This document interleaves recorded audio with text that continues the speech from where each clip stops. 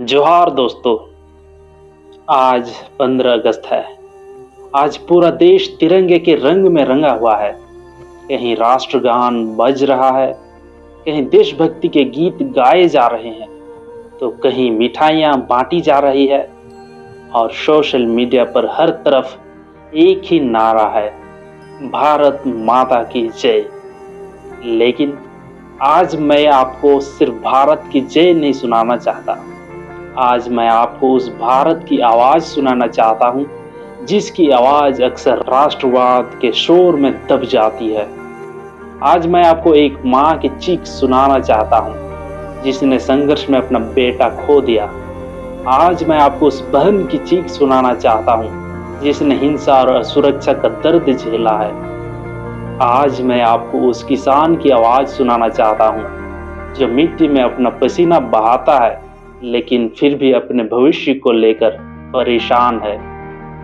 आज मैं आपको उस मजदूर की आवाज सुनाना चाहता हूं, जो शहरों की ऊंची इमारतें बनाता है, लेकिन खुद एक सुरक्षित घर के लिए संघर्ष करता है। आज मैं आपको उस आदिवासी की आवाज सुनाना चाहता हूं, जिसकी जमीन पर विकास के नाम पर फैसले होते हैं, लेकिन फैसले लेने की मेज पर उसकी आवाज कितनी बार पहुंचता है। आज मैं आपको उस बेरोजगार नौजवान की आवाज सुनाना चाहता हूँ, जिसके हाथ में डिग्री है लेकिन नौकरी नहीं। और आज मैं आपको उस बेटी की आवाज सुनाना चाहता हूँ, जो अपने पिता से पूछता है, पापा, अगर यह देश हमारा है तो हमारे भविष्य की इतनी चिंता क्यों है। दोस्तों, हम कहते हैं भारत आजाद है, बिल्कुल है, लेकिन आजादी का मतलब सिर्फ अंग्रेजों का चले जाना नहीं होता। आजादी का मतलब है डर से आजादी, भूख से आजादी, न्याय से आजादी, भेदभाव से आजादी और अपनी बात कहने के डर से भी आजादी। कश्मीर से कन्याकुमारी तक, गुजरात से मणिपुर तक, हिमालय से लेकर आदिवासी इलाकों के जंगलों तक, भारत एक है। लेकिन क्या हर भारतीय का दर्द भी हमारे लिए बराबर है? मणिपुर ने हमें एक बहुत कड़वा सवाल दिया। जब महीनों तक हिंसा चलती रही, जब परिवार टूटे, लोग विस्थापित हुए और भय ने सामान्य जीवन को प्रभावित किया, तब हमने कितनी देर तक उस दर्द को अपनी राष्ट्रीय प्राथमिकता बनाया? यह सवाल किसी एक समुदाय के खिलाफ नहीं है, यह सवाल इंसानियत के पक्ष में है। कश्मीर में रहने वाला नागरिक हो या मणिपुर का नागरिक, झारखंड का आदिवासी हो या पंजाब का किसान, दिल्ली का मजदूर हो या तमिलनाडु का छात्र, हर नागरिक का जीवन बराबर मूल्य रखता है। यही तो संविधान का वादा है। लेकिन हमें यह भी समझना होगा, देशभक्ति का मतलब सवालों से भागना नहीं है। अगर देश में बेरोजगारी है, सवाल पूछिए। अगर किसानों की समस्या है, सवाल पूछिए। अगर किसी राज्य में हिंसा है, तो सवाल पूछिए। अगर किसी समुदाय के साथ अन्याय है, सवाल पूछिए। अगर भ्रष्टाचार है, तो सवाल पूछिए। अगर किसी आदिवासी की जमीन और जंगल प्रभावित हो रहे हैं, तो सवाल पूछिए। और अगर सत्ता गलत कर रही है, तो सत्ता से भी सवाल पूछिए। क्योंकि लोकतंत्र में सरकार जनता की मालिक नहीं होती, सरकार जनता की प्रतिनिधि होती है।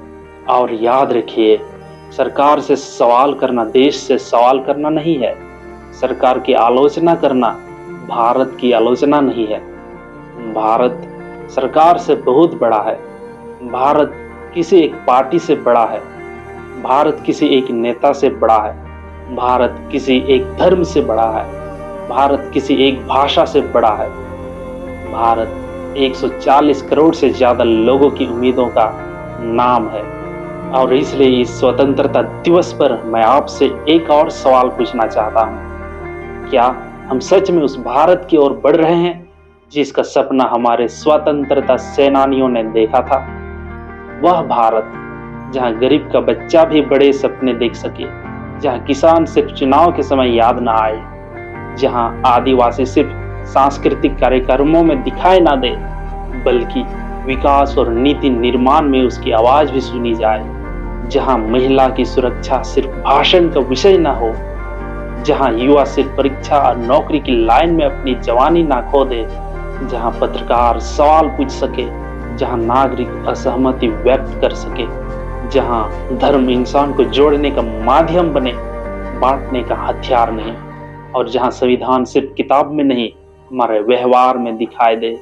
क्योंकि दोस्तों, तिरंगा तभी सच में ऊंचा होगा जब उसके नीचे खड़ा हर इंसान भी सिर उठाकर जी सके।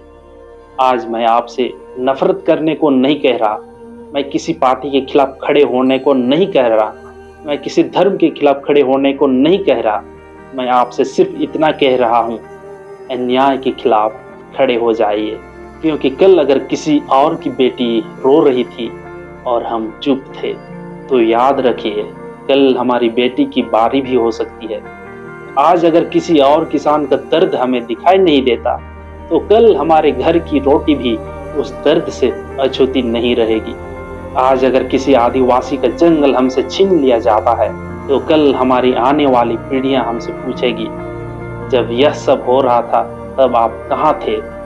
इसलिए इस 15 अगस्त को सिर्फ झंडा मत फहराइए, अपने भीतर का डर भी उतारिए, सवाल पूछिए, सच बोलिए, अन्याय के खिलाफ आवाज उठाइए, और सबसे जरूरी, अपने देशवासियों को दुश्मन समझना बंद कीजिए।